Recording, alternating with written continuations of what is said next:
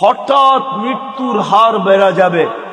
এখন সারা দুনিয়া দেখলে দেখা যায় প্রতিদিন 75% মানুষ, 3 থেকে 4 লক্ষ মানুষের ভিতর থেকে 75% মানুষ হঠাৎ মৃত্যু হয়। হঠাৎ, এটা কিয়ামতের নিদর্শন। কখন আমরা মারা যাব জানি না। আমাদেরকে আল্লাহ বেশি বয়স দেন না এই জন্য যে আল্লাহ চান না আমরা বেশি পরিশ্রম করি, এই জন্য বয়স কমায় দিছেন। আমার মনে হয় আরো কম দিতে চাইছেন, কিন্তু ভাবছেন আবার এত কম দিলে কেউ আঙ্গুল উঠায় কিনা, এই জন্য 60-70 বৎসর দিছেন, বেশি দেন নাই। কোন উম্মত কতদিন থাকবে দুনিয়াতে এটা কোন নবী রসুল বলা যায় না, কিন্তু আমাদের নবীজি আইসেই বলছে তোমাদের পরিশ্রম বেশি দিন করতে হবে না। আবার এটার উপরে একটা হাদিসও প্রমাণ আছে। আল্লাহর রসুল উদাহরণ দিয়ে বুঝাইতে চাইছেন যে কেউ শ্রমিক রাখছেন সকাল থেকে জোহর পর্যন্ত, এতটুক সময়ের বিনিময় পেয়েছে। কেউ জোহর থেকে আসর পর্যন্ত, সে এতটুক সময়ের বিনিময় পেয়েছে। আর আমাদেরকে আল্লাহ সময় দিছেন আসর থেকে মাগরিব পর্যন্ত। এই জন্য হানাফি মুযাব বলে আসরের নামাজ একটু দেরি করে পড়ো, যাতে মাগরিব আর আসরের মধ্যখানে ঘন্টা খানিক সময় থাকে। এই জন্য আমরা আসর কিন্তু দেরি করে পড়ি, যেন মাগরিব আর আসরের ভিতরে সময় কম থাকে। তো আল্লাহ রসুল বলছে তোমাদেরকে সকাল থেকে নিয়ে সন্ধ্যা পর্যন্ত বিনিময় দেওয়া হবে। বুঝা গেল খাটাইলেনও কম, আবার বিনিময়ের গাট্টিও দিলেন বড়। গাট্টি বোঝেন? সওয়াবও দিলেন অনেক বেশি, সওয়াবও দিলেন বেশি। আল্লাহর আমাদের সাথে একটা মহব্বত আছে, মহব্বত, ভালোবাসা। অনেকগুলো প্রমাণ দেওয়া যায়, বড় বড় প্রমাণ দেওয়া যায়। চলেন 2-1টা প্রমাণ দেই, যদি বুঝে আসে। বুঝে যদি আসে তাহলে 2-1টা প্রমাণ দেই। আল্লাহ নামাজ আমাদের উপরে ফরজ করছেন, ঠিক না? হ্যাঁ, কিন্তু পড়ে কয়জন? শতকরা কয়জন পড়ে? আরে বলেন না, কয়জন? কয়জন? 5 ওয়াক্ত নামাজ শতকরা কয়জন পড়ে? হ্যাঁ, কয় পার্সেন্ট পড়ে? হ্যাঁ, 2%। কত? আমি মাইনা নিলাম 10% পড়ে। শতকরা 10 জন 5 ওয়াক্ত নামাজ পড়ে, ঠিক না? 90 জন কি করে না? কি করে না? পড়ে না। তাহলে এদের ফরজের ঘাটতি হইল না? হইল না? হইল? মনে হয় বুঝেন না আপনারা আমার কথা। ঘাটতি হইল না? হইল না? হ্যাঁ, কিন্তু আল্লাহ কতটুকু ভালোবাসে। আল্লাহ আমাদের ফরজের ঘাটতি থাকতে দিতে চান না। এই জন্য আল্লাহ সিস্টেম করছে, রমজানে 70 গুণ ফরজরে বাড়ায় দিছে। এটা কিন্তু ভালোবাসার বিনিময়। আল্লাহ চান না ফরজের ঘাটতি থাকুক, অথচ শতকরা 90 জন পড়ে না। আল্লাহ বলে তোমাদের ফরজের ঘাটতি আমি থাকতে দিতে চাই না, কেননা তোমাদেরকে ভালোবাসি। তোমাদের ফরজের ঘাটতি থাকলে, ভালোবাসার ঘাটতি থাকা, দুইটা একসাথে কখনো একসাথে মিলিত হইতে পারে না। এটা শোভা পায় না যে তোমাদের ফরজের ঘাটতি থাকুক। তো আল্লাহ বলে সারা বৎসর ঘাটতি হোক, তাতে কিছু আসে যায় না। রমজানে 70 গুণ বাড়ায়া দিলাম ফরজ, এক রমজান পড়লে সারা বৎসরের ঘাটতি পুরা হওয়ার পরেও বিরাট বড় একটা ঘাটতি তোমাদের কাছে থেকে যাবে। মনে হয় বুঝাইতে পারি না। আল্লাহ ভালোবাসেন, এই জন্য আল্লাহ আমাদেরকে ভালোবাসেন। কয়জন শতকরা কোরআন শরীফ পড়তে পারে? শতকরা কয়জন পারে জানেন? এই মজমায় যত লোক আছে মাদ্রাসার ছাত্র ছাড়া কয়জন আমরা কোরআন পড়তে পারি? বেশিরভাগই পারি না, ঠিক না? হ্যাঁ, বুঝা গেল শতকরা 90 জনই কোরআন পড়তে পারে না। চলেন 90 জন না হোক, শতকরা 60 জন তো কোরআন পড়তে পারে না, এটা সত্য, ঠিক না? হ্যাঁ, যে কোরআন পড়তে পারে না সে কি কোরআন খতমের সওয়াব পাইতে পারে? হ্যাঁ, যে কোরআন পড়তে পারে না সে তো কোরআন খতমের সওয়াব পাওয়াটা সম্ভব না, কেন কোরআনই তো পড়তে পারে না, খতমের সওয়াব কোত্থেকে পাবে? কিন্তু আল্লাহ আমাদেরকে ভালোবাসেন, এই জন্য আল্লাহ বলে কোরআন তোমাদেরকে দিলাম, পড়তে পারো আর না পারো, খতমের সওয়াবের থেকে তুমি বঞ্চিত হও, এটা আমি আল্লাহ চাই না। আর এটা ভালোবাসা, এটা বুঝায়ও না যে তুমি খতমের সওয়াবের থেকে বঞ্চিত হবে। বিদায় আল্লাহ সূরা ইখলাস দিছেন যে একবার পড়বা 10 পারা, 2 বার পড়বা 20 পারা, 3 বার পড়বা, খতমের সওয়াব মিললো না? মিললো না? হ্যাঁ, মিলছে? সত্য তো? হ্যাঁ, পাক্কা? হ্যাঁ, এটা আল্লাহ ভালোবাসেন, এই জন্য আল্লাহ সূরা ইখলাস দিছেন। ইখলাস দিছেন, সূরা ইখলাস দিছেন। নামাজ আল্লাহ আমাদেরকে দিছেন, কিন্তু যতজনই শুনছেন নামাজ আমাদেরকে দিছেন সবাই বলছে পড়বে কি কইরা, তাও 50 ওয়াক্ত কি করে পড়বে এরা? তো মুসা আলাইহিস সালাম আমাদের নবীজিকে বইলা কয়া কমাইতে বলছেন, কমায় নিয়ে আসেন।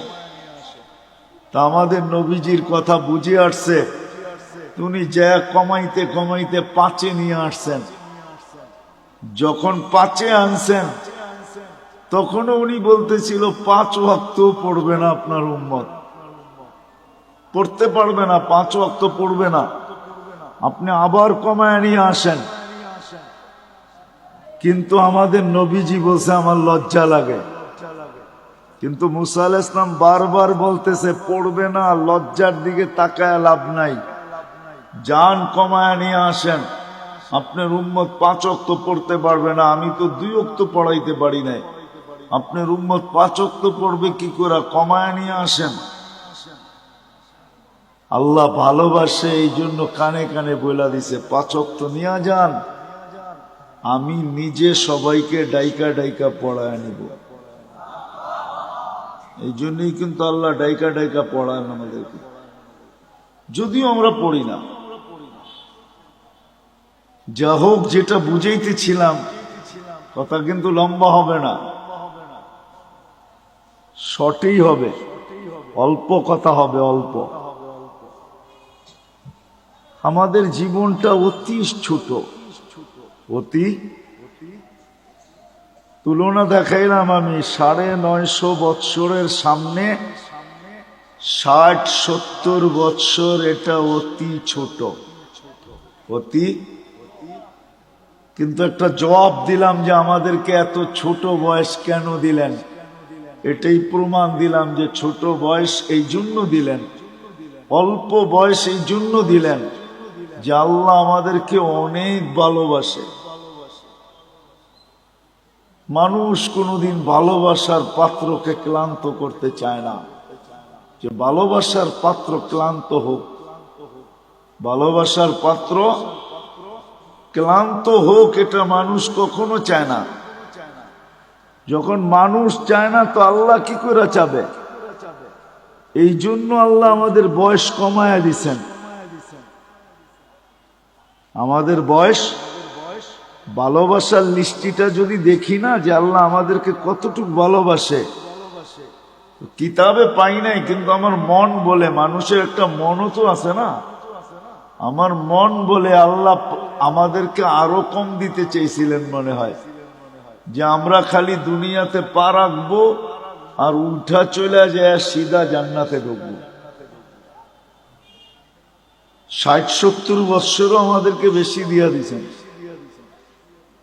এই জন্যই কিন্তু আমাদের নবীজি আমাদেরকে বুঝাইতে চেষ্টা করছেন, বারবার বলছেন তোমাদের বয়স কম কম কম কম কম। আমার উম্মতি বাইনা 60 ও 70, 60-70 বৎসর আমাদের বয়স। কোন নবী কিন্তু উম্মতকে এইভাবে বলেন নাই। আমাদের নবীজি যেরকম আমাদেরকে বলছেন, কেননা আমাদের আল্লাহ যেরকম আমাদেরকে ভালোবাসেন, আমাদের নবীজিও আমাদেরকে এরকমই ভালোবাসেন। আমাদের আল্লাহ আমাদেরকে ভালোবাসেন, এরকম ভালোবাসেন যে কোনো উম্মতকে ভালোবাসেন না। হায়, আমার মনে হয় লেবেল কেন লাগাইছেন জানেন? হ্যাঁ, জানেন না? জিনিসে যদি চিহ্ন না থাকে না তো সবগুলা মিলা যায়, বোঝা যায় না কোনটা কিরকম, ঠিক না? তা আল্লাহ আমাদেরকে চিহ্ন লাগাইছেন, লেবেল লাগাইছেন। কুনতুম খায়রা উম্মাহ, উম্মত 100 লক্ষ হইতে পারে, কিন্তু তোমাদেরকে মিলাইলেও মিলবে না, কেননা তোমাদেরটাই লেবেল লাগানো আর একটাও লেবেল লাগানো না। তোমরা কারোর সাথে মিলবে না। এই জন্যই তো সাহাবায়ে কেরাম জিজ্ঞাসা করছে, ইয়া রাসূলুল্লাহ, কিয়ামতের দিন আমাদেরকে কেমনে চিনবেন এত মানুষের ভিতর থেকে? তা আল্লাহর রাসূল বলছে, চিনব না কেন, তোমাদের গায়ে তো লেবেল লাগানো থাকবে। ওইখানে আবার লেবেল আরেকটা হবে,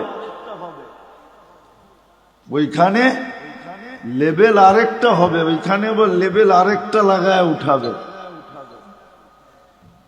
গোর মুআজ্জাল মিন আসারিস সুজুদ। তো আল্লাহ রাসূল উপমা দিয়া বুঝাইছে যে এক ধরনের ঘোড়ার ভিতর থেকে যদি একটা ঘোড়া সাদা হয়, বা এতটুক জায়গা যদি তার সাদা হয়, তো তোমরা চিনবে?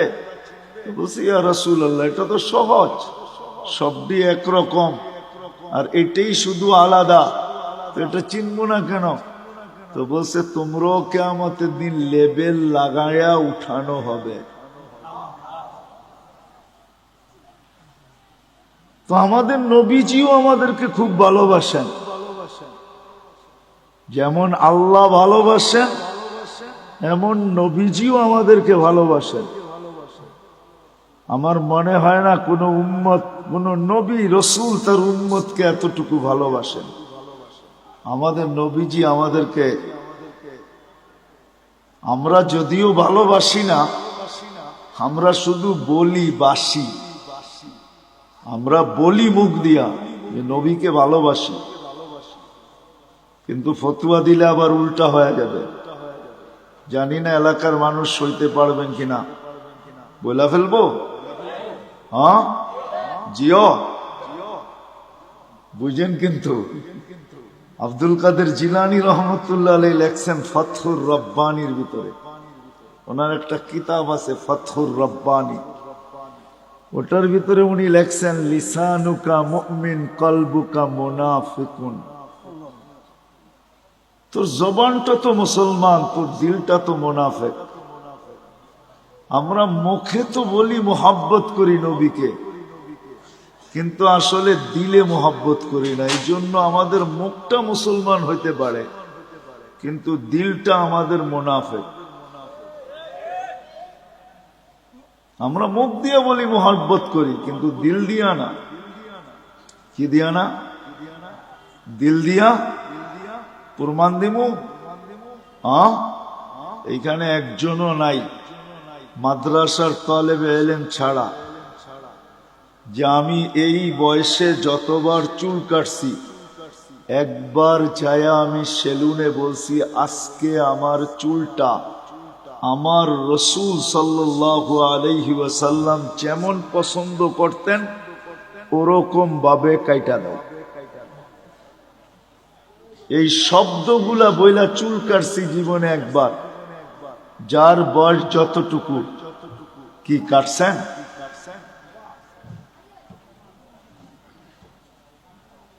কয়জন কাটছি? রাগ হয়ে গেলেন?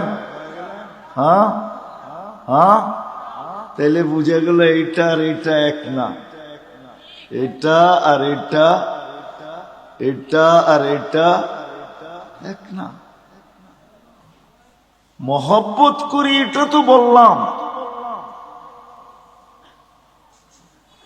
কিন্তু আমাদের জীবনে নবীজির সুন্নত কতটুকু আছে বলেন? কবির কথাই তো সত্য, তাসির রাসূল ওয়া তুযহিরু হুব্বাহু। কবির কথা আর আব্দুল কাদের জিলানী রহমতুল্লাহ আলাইহির কথা মিলা গেছে। তাসির রাসূল ওয়া তুযহিরু হুব্বাহু, রাসূলের মহব্বত করো এটা তো বলো, কিন্তু সর্বক্ষেত্রে নবীর বিরোধিতা করো, সুন্নতকে মানো না। তো কবি বলে তুমি যে কেমন মহব্বতকারী এটা আমার বুঝিয়ে আসলো না। যেটা আবার কেমন মহব্বতকারী বলো তো? মহব্বত করি তো আমাদের আল্লাহ আমাদেরকে মহব্বত করেন, এই জন্য বয়স আমাদেরকে বেশি দেন নাই। কেননা মহব্বতের পাত্র বেশি ক্লান্ত হোক এটা কেউ চায় না। যার ঘরে মেয়ে নাই, শুধু ছেলে আর ছেলে, তো এক সময় স্বামী স্ত্রী দুইজন মিলা বলে মেয়ে নাই কি হয়েছে, ছেলে তো আছে, ছেলে দিয়া মেয়ে নিয়ে আসমু আর মেয়ের মতো পালমু। জিও বুঝে আসতেছে? তখন শাশুড়ি আর বউদেরকে কাজ করতে দেয় না, কেন? মহব্বত করে। আল্লাহ আমাদেরকে মহব্বত করেন, এই জন্য বয়স দিছেন কম। আমরা বেশি খাটি এটা আল্লাহ চায় না। আমি প্রমাণ দিছি, আরো কয়েক ডজন না কয়েক শত ডজন দেওয়া যাবে। আমাদের নবীজিও আমাদেরকে মহব্বত করেন। যদি মহব্বত না করতেন তাহলে আল্লাহ বলতেন না হারিসুম বিল মুমিনিন রউফুর রহিম। এই শব্দগুলো আল্লাহ কোনোদিন বলতেন না। আমাদের নবীজিও আমাদেরকে মহব্বত করেন, যদিও আমরা নবীকে মহব্বত করি না। আমি তো একটা প্রমাণ দেখাইলাম, একজন ছাড়া আর কেউ হা বলতে পারলো না। আমরা নবীকে মহব্বত করি না, নবীজি আমাদেরকে মহব্বত করেন। নবীজি আমাদেরকে মহব্বত করেন। মনে হয় নিজের আপন জনকেও এতটুক মহব্বত করেন নাই যতটুক উম্মতকে মহব্বত করতেন, করতেছেন, করবেন। নবীজি আমাদেরকে মহব্বত করতেন, এখনো করতেছে আর করবে। অবর্ণনীয় মহব্বত উম্মতকে। চলেন একটা মোটা উদাহরণ দেই যদি বুঝে আসে, তাও হাদিস থেকে বানায় না। আমাদের দেশে কয়েকদিন আগে ইউনিয়ন পরিষদের ইলেকশন গেছে, ঠিক না? আপনাদের এখানে গেছে? ইলেকশন তো হয়, ঠিক না? না হয় নাই? সারা বাংলাদেশে গেছে, আপনাদের এখানে হয় নাই? মানি মেয়র ইলেকশন হয়েছে, ঠিক না? ইউনিয়ন পরিষদ হয় নাই। বাংলাদেশে ইউনিয়ন পরিষদের চেয়ার পাওয়ার জন্য মানুষ মরতে রাজি, মারতে রাজি। সারা বাংলাদেশে ইউনিয়ন পরিষদের ইলেকশনে বহুত লোক এবার মারা গেছে, এমনকি প্রার্থী পর্যন্ত মারা গেছে, শুধু ইউনিয়ন পরিষদের একটা চেয়ার পাওয়ার জন্য। আর আমাদের নবীজিকে যতদিন থেকে আল্লাহ নবুয়তের ঘোষণা দিছেন, অতদিন থেকেই বলতে বলতে আসতেছেন, বন্ধু আপনার জন্য একটা চেয়ারও রাখছি। ওই চেয়ারটার নাম হইল মাকামে মাহমুদ। কি? ওই চেয়ারটার উপরে আর একটা চেয়ার আছে, আর কোনো চেয়ার নাই। ওটা হলো আল্লাহর কুরসি। আর কুরসির নিচে শুধু একটাই চেয়ার আছে, ওটার নাম মাকামে মাহমুদ। আল্লাহর রসুল সাল্লাল্লাহু আলাইহি ইসলামের চেয়ারের নিচে আর কোনো চেয়ার নাই। আল্লাহ দুইটা চেয়ারই বানাইছেন, একটার নাম কুরসি, একটার নাম মাকামে মাহমুদ। কিয়ামতের দিন নিয়ে যাওয়া হবে, চেয়ারও লাগানো হবে। আল্লাহর রসুলও চেয়ারের কাছে যাবেন, আল্লাহও বলবেন ডাইন পাশে রাখা হবে আল্লাহ, আর বলবে বন্ধু বসেন, কিন্তু আল্লাহর রসুল চেয়ারে বসবেন না। প্রতি উত্তরে বলবেন আমি যদি বসি তাহলে আমি যে ভালোবাসি আমার পিপাসিত উম্মতকে যে আমি ভালোবাসি, আমার এই পিপাসিত ভালোবাসার পিপাসিত উম্মতকে কে পানি পান করাবে? বিদায় আমি বসবো না।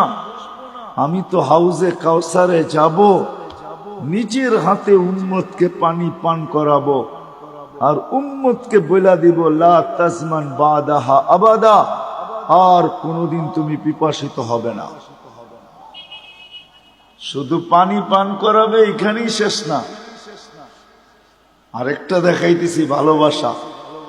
নাইলে চেয়ারে না বসা মানুষ চেয়ার পাওয়ার জন্য মরতে রাজি, মারতে রাজি। আর নবীজির জন্য চেয়ার রাখা আছে আল্লাহর পাশে। হায় হায়, বলবে আমি মিজানের কাছে যাব, আর যা নিজের চোখে দেখবো উম্মতের পাল্লা সামনে ঝুঁকে না পিছে ঝুঁকে। শুধু দেখবো না, আপনি যে আমাকে প্রতিশ্রুতি দিছেন ওইগুলা ওই পাল্লার কাছে দাঁড়াইয়া আমি প্রতিশ্রুতিগুলা বাস্তবায়ন করব।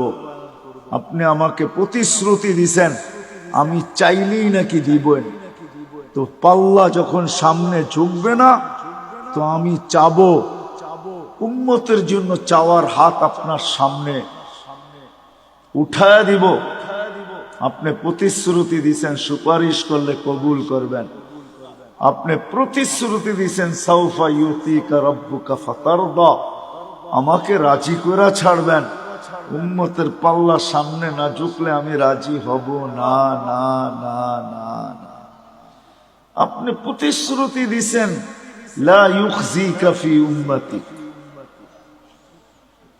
উম্মতের ব্যাপারে আমাকে লজ্জিত করবেন না। কিন্তু যদি পাল্লা সামনে না ঝোঁকে, তো ফেরেশতা তো ঘোষণা দিয়া দিবে অমুকের উম্মত নাম এটা, বাবার নাম এটা, চিরদিনের জন্য অসফলতার চেহারা দেখা ফেলছে। তো আমার মুখটা থাকবে তো থাকবে কোথায়? ওই সময় আপনার কাছে আমি বলবো পাল্লা যদি না ঢোকে তাইলে তো আমার চেহারা মলিন হয়ে যাবে। আপনি তো ওয়াদা করছেন আমার চেহারাকে মলিন হতে দিবেন না। তো আমি পুলসিরাতের মিজানের ওইখানে ছুটবো, আমি চেয়ারে বসবো না। ওইখানেই শেষ না, বলবে আবার পুলসিরাতে দৌড়াইতে থাকবো। ওইখানে যে দেখবো পার হইতে পারলো কি পারলো না। তো আমি যদি পার হতে না পারে, তো আমি দুরুদের গাঠি মাথায় দিয়া পার করায় দিব। চেয়ার আমার মাইনা নিলাম, কিন্তু আমি বসবো না, না না না। এটা হলো ভালোবাসার ফল। ওই দিন, যেই দিন সমস্ত নবী রসুল নফসি নফসি বলতে থাকবে, কোন নবী নিজের মাকেও চাবে না। কিতাবে পাওয়া যায় মুসা আলাইহিস সালাম তো বলেই ফেলবে লা আসআলুকা উম্মি ওয়ালা আসআলুকা উখতি, আজকে মাকেও চাই না, বোনকেও চাই না। আসআলুকা নাফসি, আপনি আমাকে বাঁচায়া দেন। কেমন ভালোবাসাটা আমাদেরকে বাঁচতে। বিদায় আবার শুরুতে চলে যেতেছি। আমাদের জীবনটা অতি কি মনে আছে? অতি ছোট। আর ছোট এই জন্য যে আমরা আল্লাহর ভালোবাসার পাত্র। বিদায় আল্লাহ বেশি পরিশ্রম আমাদের দ্বারা চান না। শুধু আল্লাহর ভালোবাসার পাত্র না, আমরা নবীজিরও ভালোবাসার পাত্র। আমাদের নবীজি উম্মতকে বড় ভালোবাসতেন, সত্য এটাই। কিন্তু এটাও বলছি আমি, আফসোসের বিষয়, উম্মত শুধু মুখে ভালোবাসে, মনে ভালোবাসে। শুধু মুখে কি করে? নবীকে মুখে ভালোবাসে, মনে ভালোবাসি না। মনে আমরা ভালোবাসি না। মনে যদি ভালোবাসতাম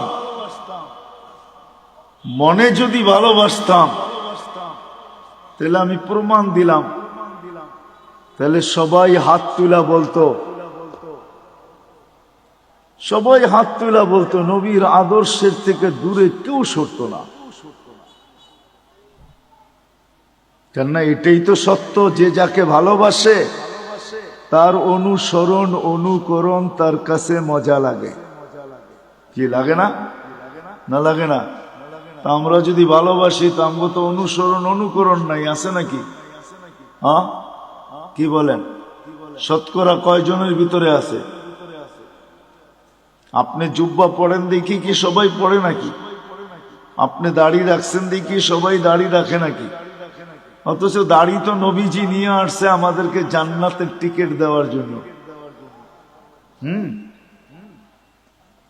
এই উম্মতকে দাড়ি দিছে জান্নাতে যাওয়ার জন্য। অন্য উম্মতকে কেন দিছে এটা আমি জানি না। এই উম্মত দাড়ি দেখায়া জান্নাতে যাবে। কোথায়? কি দেখায়া? দাড়ি দেখায়া চলে যাবে। দাড়ি দেখায়া এই উম্মত দাড়ি দেখায়া জান্নাতে চলে যাবে।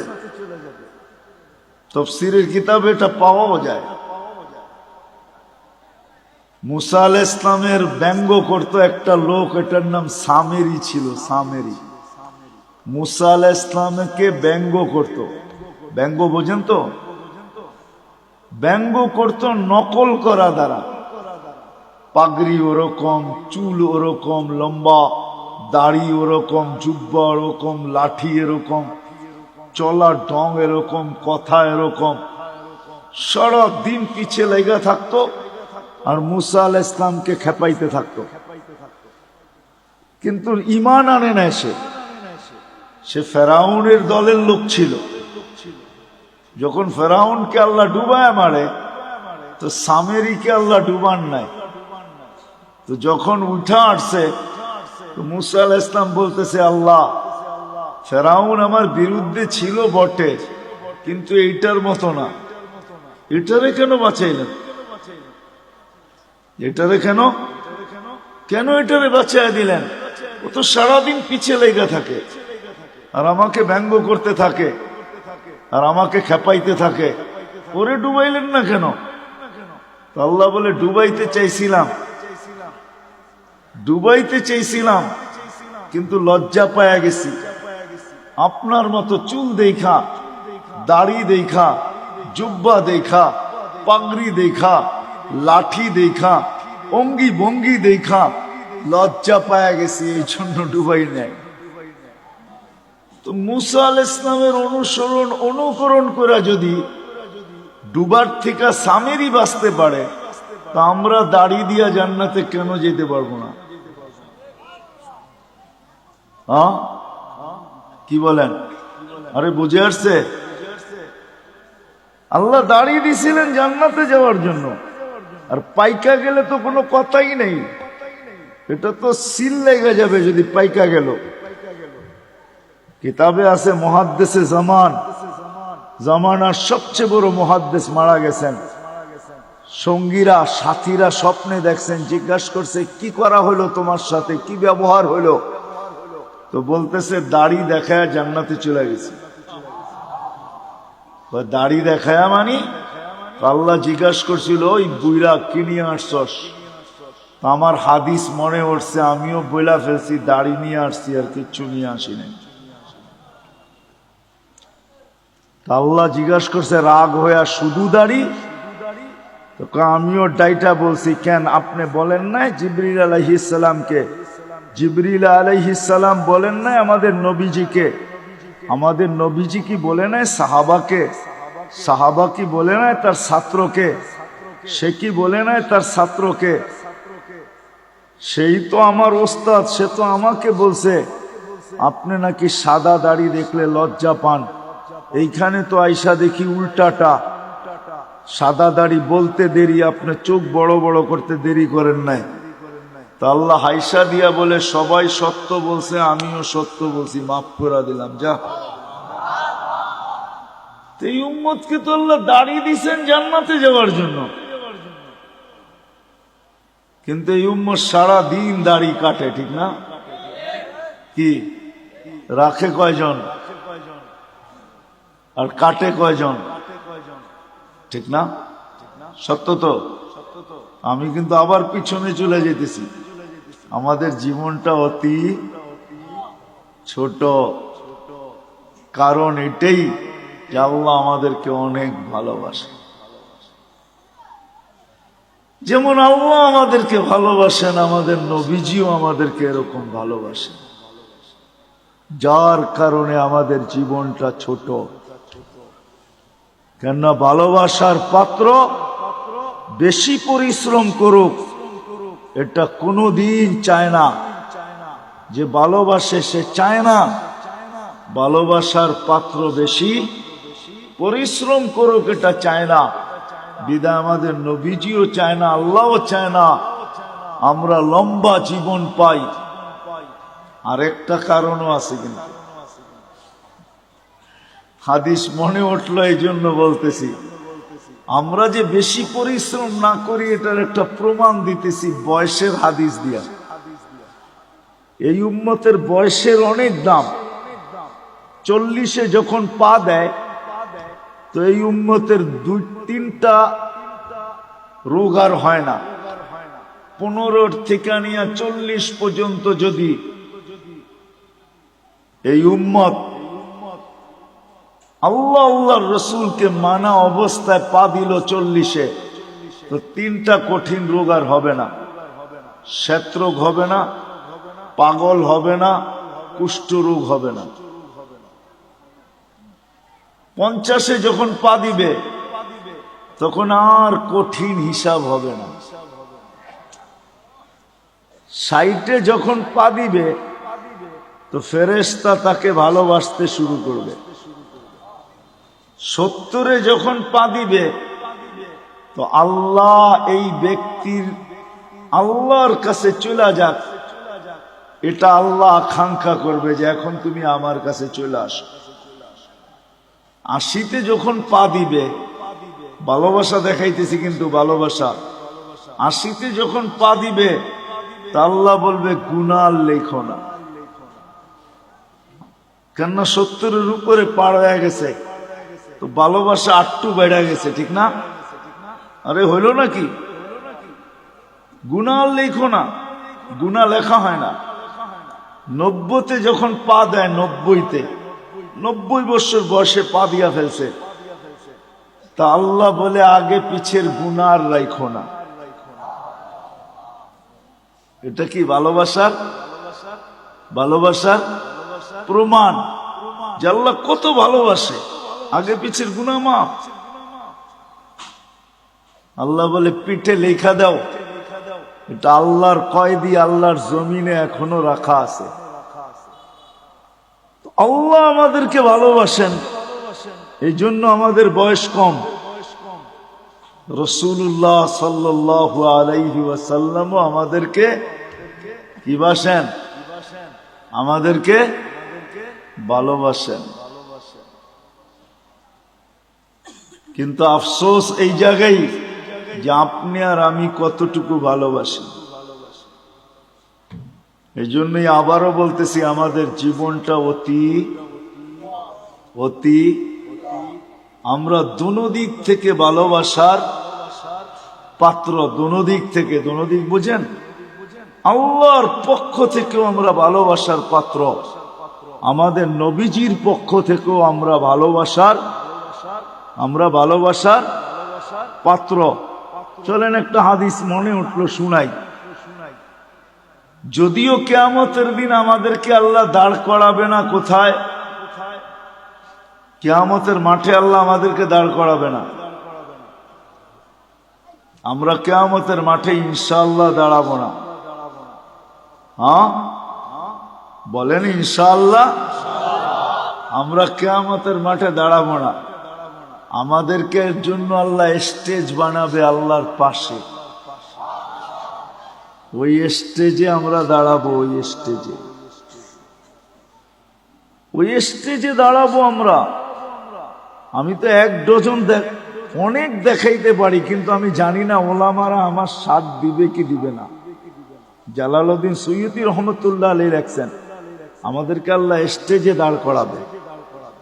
কেননা কোরআন বলে সুহাদা আলান নাস, আমরা কিয়ামতের দিন আল্লাহর পক্ষে সাক্ষী হিসাবে দাঁড়াবো। কার পক্ষে? কার পক্ষে? আল্লাহর পক্ষে কিয়ামতের দিন আমরা সাক্ষী হিসাবে দাঁড়াবো। আমরা যখন সাক্ষী হিসাবে দাঁড়াবো, তো আমাদেরকে আল্লাহ মাঠে দাঁড় করাবে না, আল্লাহর পাশে স্টেজে দাঁড় করাবে। কিন্তু সত্য তো এটা, হিসাব কিতাব তো হবে, ঠিক না? কি হবে না? হ্যাঁ। তা আমাদের নবীজি জিজ্ঞাসা করবে, আল্লাহ হিসাব কিতাব কিভাবে নিবেন? তা আল্লাহ বলে, সবারটা যেরকম নিব এরকমই নিব। তা আমাদের নবীজি বলবে, যদি সবার সামনে আমার উম্মতের হিসাব কিতাব নেন, তাইলে তো আমি তো লজ্জিত হয়ে যাব। কেননা আমার উম্মত তো দুনিয়াতে গুনাহ করছে, আমি তো লজ্জায় পড়া যাব। তা আল্লাহ জিজ্ঞাসা করবে, তাইলে কিভাবে নিব? তো নবীজি বলবেন যে আমাকে নিতে দেন, আমি আলাদাভাবে নেই। তা আল্লাহ প্রশ্ন করবে, আপনাকে যদি নিতে দেই, তো আপনিও তো আপনার উম্মতের গুনাহগুলা দেখবেন, তখনও তো আপনার চেহারাটা লজ্জায় ছোট হয়ে যাবে যে তোমরা আমার উম্মত হয়ে এই গুনাহ করলা, তো করলা কি কইরা, ঠিক না? সত্য তো? আল্লাহ জবাব দিবে, বন্ধু ওয়াদা, আপনার চেহারা আমি লজ্জিত করব না। বিদায় আপনার উম্মতের হিসাব কিতাব নিব আমি বটে, কারো সামনে না, আপনার সামনেও না, আমি পর্দার ভিতরে নিয়ে নিব। আপনাকেও জানতে দিব না, কাউকে জানতে দিব না। বিদায় আমি শেষ জায়গায় চলে আসছি। জীবনটা আমাদের অতি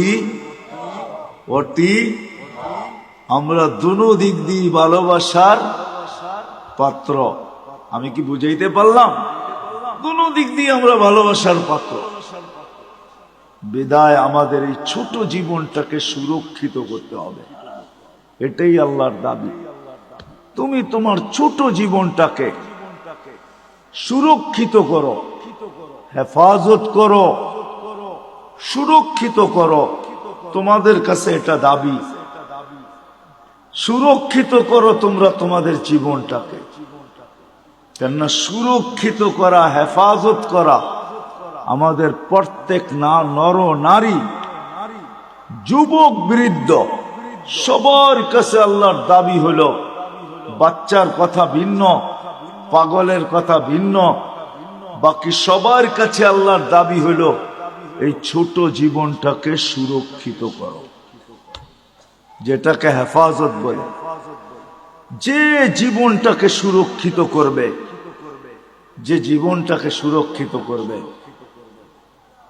যে জীবনটাকে সুরক্ষিত করবে, যে জীবনটাকে সুরক্ষিত করবে, হেফাজত করবে যে জীবনটাকে, কসম খোদার, আল্লাহ যে আমাদেরকে ভালোবাসেন, আল্লাহর রসুল যে আমাদেরকে ভালোবাসেন, যে সুরক্ষিত করবে সে যেন এই ভালোবাসার মূল্য দিল, মূল্য শুধু নিজের মূল্য অর্জন করলো না, সে যেন এই দুজনের ভালোবাসার মূল্য দিল যে আল্লাহ আপনি যে আমাকে ভালোবাসেন এই জন্য আমি আমার জীবনটাকে সুরক্ষিত করলাম। রাসূলুল্লাহ সাল্লাল্লাহু আলাইহি ওয়াসাল্লাম যে আমাদেরকে ভালোবাসেন, দুজনেরই দাবি আমাদের কাছে যে এই জীবনটাকে সুরক্ষিত করো। সত্য এটাই যে সুরক্ষিত করা যাবে, আল্লাহ আল্লাহর রাসূলের ভালোবাসার যেরকম মূল্য হবে এরকম যে সুরক্ষিত করা যাবে সেও আল্লাহ আল্লাহর রাসূলের কাছে বড় মূল্যের পাত্র হবে, বড় মূল্যায়নের পাত্র হবে, বড় মূল্যায়নের পাত্র। নাইলে আল্লাহর রাসূল এই কথা কোনোদিন বলতেন না, কেমন মূল্যায়নের পাত্র, হায় কেমন মূল্যায়নের পাত্র। একটা হাদিসের দিকে তাকাইলে বোঝা যায় আল্লাহর রাসূল বলছেন তোমরা কেমন মূল্যায়নের পাত্র হবে একটু শোনো। ইয়াস্তাকবিলুনি উম্মতি রব্বি, জান্নাতের গেটে আল্লাহ সর্বপ্রথম তোমাদেরকে স্বাগত জানাবে। জান্নাতীরা আল্লাহকে দেখবে বটে, দেখবে, কিন্তু আমাদের মতো সর্বপ্রথম দেখবে না। আমরা তো জান্নাতে ঢুকার আগে আমরা আল্লাহকে দেখব, আল্লাহ আমাদের ইস্তেকবাল করবে। তাইলে একটু ভাবেন কেমন মূল্যায়ন, যে আল্লাহ গেটে আমাদেরকে স্বাগত জানাবে। নাহলে আল্লাহ রাসূল কেন বললেন ইয়াস্তাকবিলুনি উম্মতি রব্বি, আমার রব আমাকে আর আমার উম্মতকে জান্নাতের গেটে স্বাগত জানাবে। কেমন মূল্যায়ন, কেমন মূল্যায়ন। আল্লাহ নিজেই বলতেছে আল জান্নাতু মুহাররামাতুন, জান্নাত সমস্ত উম্মতের জন্য হারাম, সমস্ত উম্মতের জন্য, যতক্ষণ পর্যন্ত আমার প্রিয় পাত্র উম্মতে মুহাম্মাদি না ঢুকবে। আমরা যতক্ষণ পর্যন্ত না ঢুকবো কোন উম্মতের জান্নাতে ঢুকার কোনো অনুমতি নাই। চাই জান্নাতের ফয়সালা তার জন্য যতই হোক না কেন তাকে অপেক্ষা করতে হবে, এটাই আল্লাহর ঘোষণা। তাইলে ভাবেন আমরা কতটুক মূল্যবান। বিদায় আসেন এই সম্মেলন থেকে, আমার পরেও তো বক্তারা আসবে, কথা ওনারাই শোনাবে। আমি যদিও ওয়াদা ছিল চলে আসছি, বহু দূর থেকে ঢাকা আসছি, ওইখান থেকে এখানে আসছি, শরীর যদিও এখন অনুমতি দেয় না। এই মজমার থেকে, সম্মেলন থেকে আমরা প্রতিজ্ঞা করি আমাদের জীবনটা কিন্তু ছোট, অতি ছোট। আর ছোট কেন এটা আমি দেখাইলাম যে আমরা আল্লাহর বড় প্রিয় পাত্র, আল্লাহর রসুলের বড় প্রিয় পাত্র। বিদায় আল্লাহ আল্লাহর রসুল চান যে আমরা আমাদের জীবনটাকে সুরক্ষিত করি, যুবক যৌবনকে সুরক্ষিত করুক, নারী নারীত্বকে সুরক্ষিত করুক, পুরুষ পুরুষত্বকে সুরক্ষিত করুক, গরিব দারিদ্রতাকে সুরক্ষিত করুক, যে যে অবস্থানে আছে সে নিজেকে সুরক্ষিত করুক। কেননা আমরা দুই দিক থেকে প্রিয় পাত্র। আল্লাহ চান না যে আমরা কিয়ামতের দিন প্রিয় পাত্রের উল্টাটা না হই। এই জন্য আল্লাহ চান আমরা আমাদের জীবনটাকে সুরক্ষিত করি। কিন্তু সুরক্ষিত সহজে কিভাবে করব? কিভাবে সহজে সুরক্ষিত করব? প্রত্যেক ব্যক্তি কিভাবে করবে? যুবক কিভাবে করবে? নারী কিভাবে করবে? পুরুষ কিভাবে করবে? প্রত্যেক ব্যক্তি, প্রত্যেক অবস্থানওয়ালা, পেশাওয়ালা, বাসাওয়ালা, রংওয়ালা, কালারওয়ালা, প্রত্যেক ব্যক্তি কিভাবে সুরক্ষিত করবে? আল্লাহ মুহাম্মদুর রাসূলুল্লাহ সাল্লাল্লাহু আলাইহি ওয়াসাল্লামের মাধ্যমে আমাদেরকে এটা শিখাইছেন। যে আমরা কিভাবে সুরক্ষিত করি। এই জন্য আমি 2-4টা দেখাইছি আপনাদেরকে। এটাও কিন্তু সুরক্ষিতর একটা, যদিও এই মজমায় কেউ নাই যে প্রতিদিন এক খতম কোরআনের নিয়াতে 3 বার সূরা ইখলাস পড়ে। এরকম কয়জন আছি আমরা এখানে? প্রতিদিন এক খতম কোরআনের সওয়াব আমার আমলনামায় আসুক, এই নিয়তে ডেলি সূরা ইখলাস 3 বার পড়ি, এরকম কয়জন আছে? আমার কথা বোঝেন, তারপরে হাত উঠায়েন। প্রতিদিন পড়ি, প্রতিদিন কন্টিনিউ আমি ডেলি পড়ি, এই নিয়তে যে কোরআন পড়তে পারি না তাতে কি আসে যায়, আমি ডেলি এক খতম কোরআনের সওয়াব আমার আমলনামায় নিতে চাই। এই নিয়তে আমরা কয়জন পড়ি? এটাও কিন্তু জীবন গুছানের, সুরক্ষিত করার একটা পন্থা আল্লাহ দিয়েছেন। একটু আগে দেখাইলাম না নামাজ, যে ফরজের ঘাটতি এই উম্মতের না থাকুক, কেননা ফরজের ঘাটতি যদি থাকলো তাহলে আর জীবনটা গুছানের কোনো রাস্তা থাকবে না। এই জন্য আল্লাহ নামাজ দিছেন বটে, কিন্তু ঘাটতি কিভাবে পূরণ হয়, কেননা আপন জনের ঘাটতি যদি পুরা না হইল তাহলে কিয়ামতের দিন কেউ বইলেও তো ফেলতে পারে যে লেবেল লাগায় তো দুনিয়াতে পাঠাইলেন খায়রা উম্মা, এখন তো আমরা দেখি ফরজ পুরাটাই নাই, পুরাটাই খালি। এদেরকে খায়রে উম্মতের লেবেল লাগায় পাঠাইলেন, ফরজের পুরা পুরা ঘাটতি, তো আল্লাহ ওটাকে পূরণ করার জন্য রমজানকে 70 গুণ বাড়ায় দিয়েছেন। আল্লাহ চান না, এই জন্য মুহাম্মদুর রাসূলুল্লাহ সাল্লাল্লাহু আলাইহি ওয়াসাল্লামকে আল্লাহ পাঠাইছেন। আর নবী আসছেন, চলেও গেছেন, আমাদেরকে শিখায় গেছেন,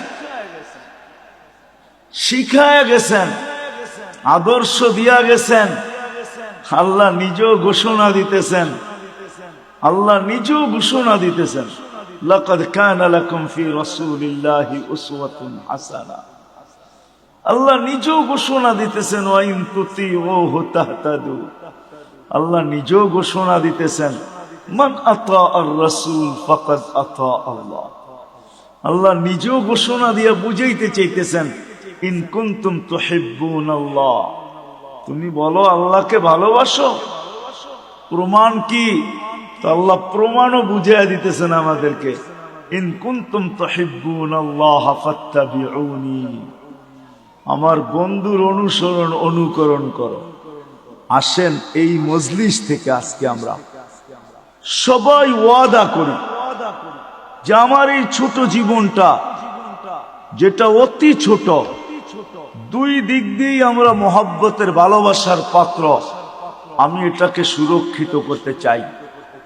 আল্লাহ আল্লাহর রসুলের, রাসূলুল্লাহ সাল্লাল্লাহু আলাইহি ওয়াসাল্লামের অনুগত্যের মাধ্যমে, আদর্শের মাধ্যমে, রাসূলুল্লাহ সাল্লাল্লাহু আলাইহি ওয়াসাল্লামের সুন্নতকে মানার মাধ্যমে।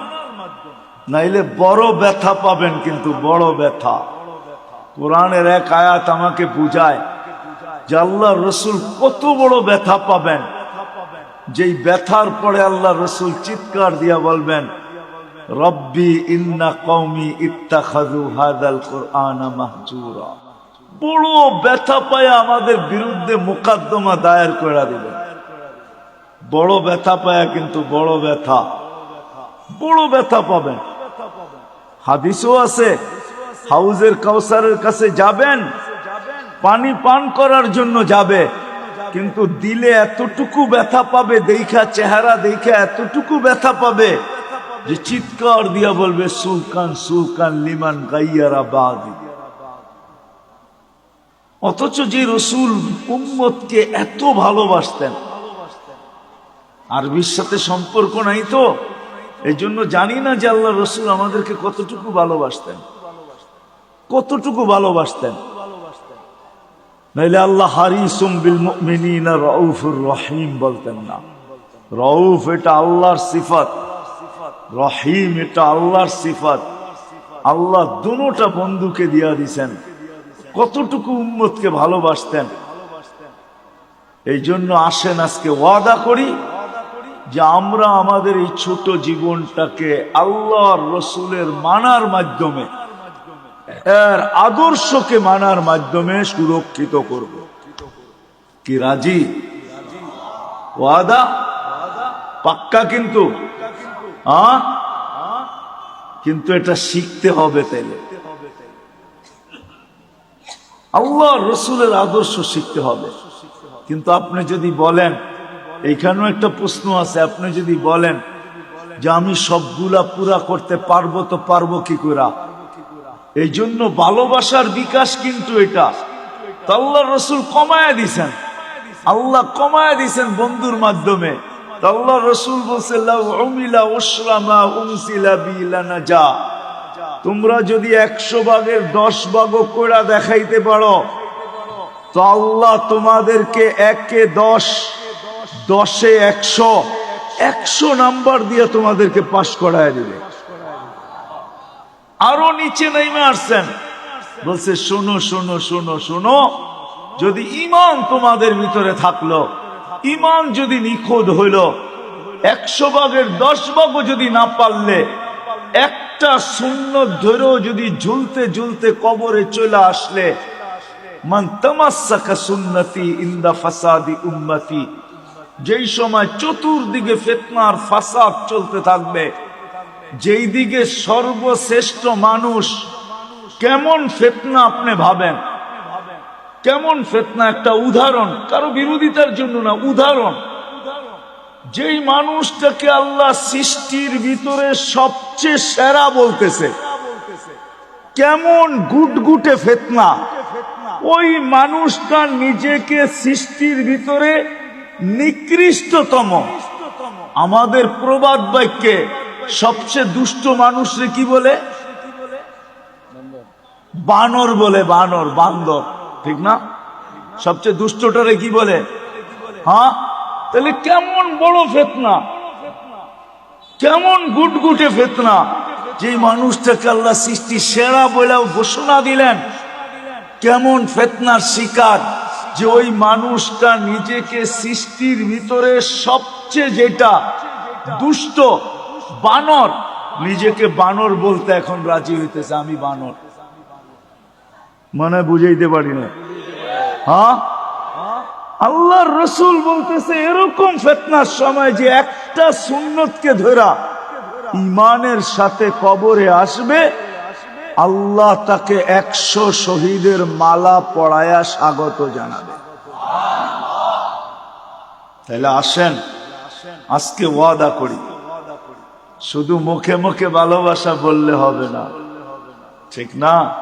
তাইলে ওই প্রবাদ বাক্যই সত্য হবে, মোহ মে শেখ ফরিদ ভূগোল মে, মানে আপনাদের সিলেটে এই প্রবাদ বাক্য নাই, ঠিক না? মোহ মে শেখ ফরিদ ভূগোল মে কি, মুখে তো শেখ ফরিদ বলে ভূগোলের মধ্যে ইট রাইখা। একটা প্রবাদ বাক্য আছে, মোহ মে শেখ ফরিদ ভূগোল মে ইট। এরকম যেন না হয় যে মুখে তো বলি নবীকে মহব্বত করি, কিন্তু বাস্তবে প্রদর্শন করি না। তাইলে আমারও এরকমই হবে যে আমি মুখে তো শেখ ফরিদ বলি, কিন্তু বগলে ইট নিয়ে দাঁড়ায় আছি, পাইতে দেরি, মাথায় মারতে দেরি করব না। আমাদের দশা এরকমই হবে। বিদায় আসেন, জীবনটা অতি ছোট, দুই দিক থেকেই আমরা প্রিয় পাত্র, এটাকে সুরক্ষিত করা দোনোজনের পক্ষ থেকে দাবি। আর সুরক্ষিত কিভাবে করব, এটার জন্যই মোহাম্মদুর আল্লাহর রসুলের আদর্শ। আসেন শিখি, শিখবো তো পাক্কা? কার কাছ থেকে শিখবেন? নেটের থেকে? কার থেকে?